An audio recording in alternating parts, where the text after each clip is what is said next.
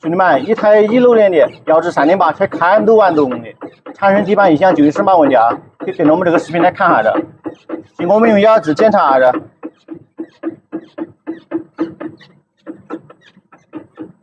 这就是这个平安球头，还有这个开口胶，这两边都响的。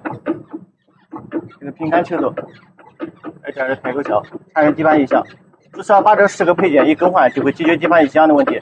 在中强，如果你们车有底盘异响，主拦路开车底盘松闪，可以把车开到我们这儿来检查一下啊。在我们这儿的修底盘异响啊，我们向大家承诺，修不好分文不收。